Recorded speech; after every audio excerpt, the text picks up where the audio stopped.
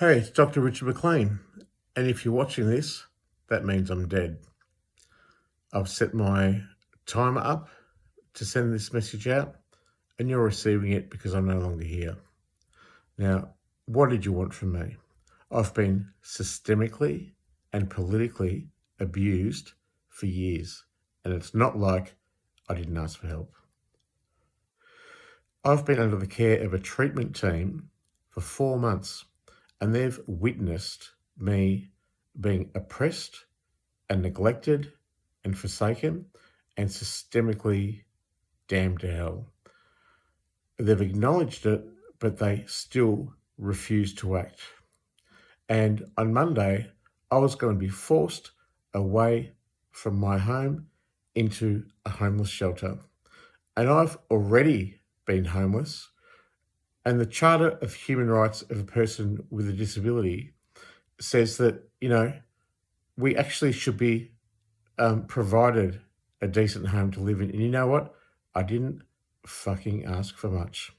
All I asked for was my basic needs to be met: a home, food, and shelter. You've all forsaken me, and it's been a brutal and systemic and elongated political oppression. And I'm not a character that has been unable to do things. I've been an artist for 35 years. I've travelled the world, and I've been an advocate for people marginalised by mental health issues and their carers for over 30 years. And I've done a master's degree, a bachelor's degree, a PhD, and I've run my own business for 2 years. Now listen up. No one stood up for me in a meaningful way. No one got it over the line, so to speak. No one meaningfully interacted in which I could have a life that was decent or had dignity.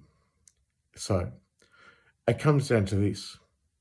You're all sucking Steve Isonides' cock. He was the former fiance of mine of 5 years, and he exploited me for 5 years. And the government colluded in that exploitation, and they refused to yield on even admitting that that relationship ever existed, despite enormous evidence to the contrary. There's another reason. I didn't get a malpractice issue over the case because a very powerful lawyer, Russell Ball, who informs government policy and advises the Ombudsman, managed to silence my legitimate but unfortunate evidence before the Health Complaints Commissioner, the Mental Health Complaints Commissioner, the police, IBAC, the Victorian Inspectorate, and the Ombudsman, NHPC, OPC, and APRA. And that is a profound way in which a powerful person with political might and money and enormous political privilege and power has acted in a faceless and fucking gutless way in order to prosecute and persecute me and and persecute me systemically. This is not okay. You know what else is not okay? That I was made to be homeless. And you know what? I was going to threaten to kill myself, but I've already killed myself. And that was deemed fatal and a lethal injury. And I was accidentally found and revived from certain death.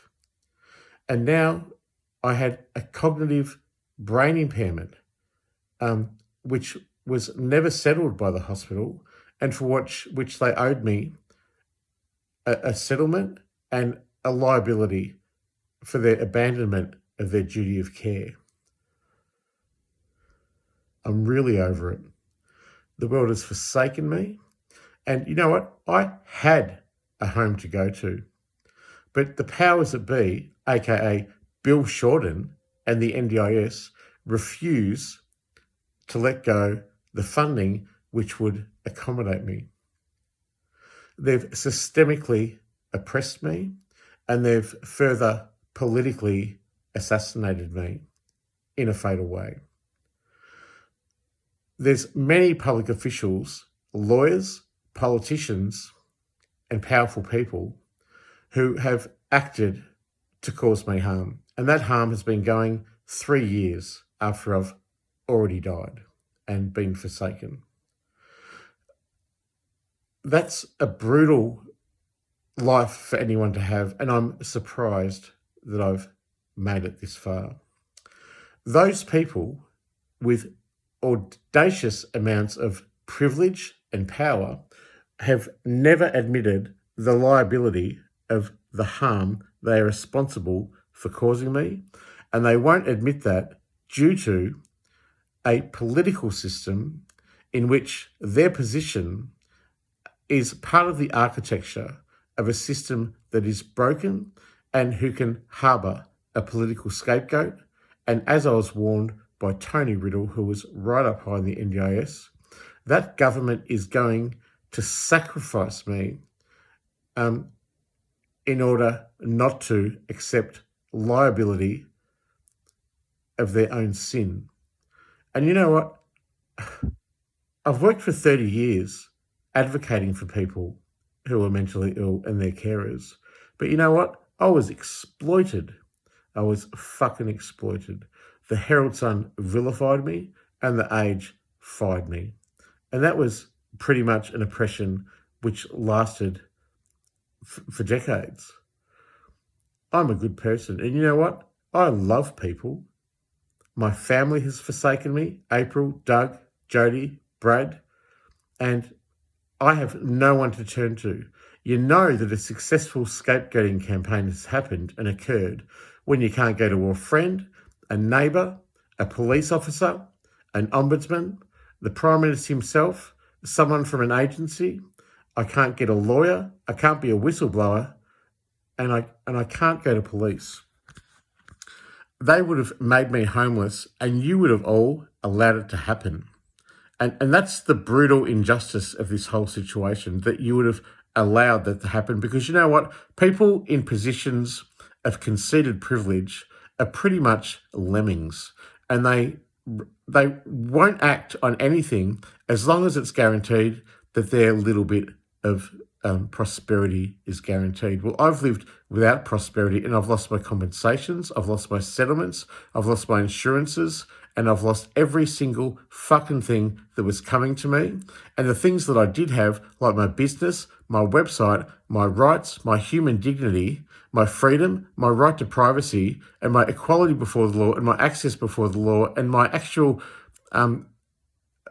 right to have a fucking home as a disabled person in this country, to which as the Australian government has ratified as law, as ethical backbone to this country, has been fucking maliciously taken from me. And you know what? You've all sucked Steve Icini's cock, and you've all absolutely towed the party line in my oppression, an oppression which comes from the government, and the government is my nemesis. And I've pissed off some powerful people. You know what? I've never been fucking afraid to take on the big guys. I have never been afraid to take on a politician, an ASIO agent, the Prime Minister, my mother, a friend, any fucking cunt who's standing in my way. And I've asked for help, and you've all fucking forsaken me. And this is the fucking end.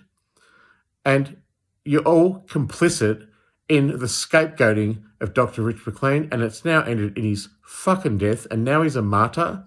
And you know what? The ombudsman and the coroner is going to have to investigate the reasons for my death, and I've already fucking published it on imustbecrazy.com.au.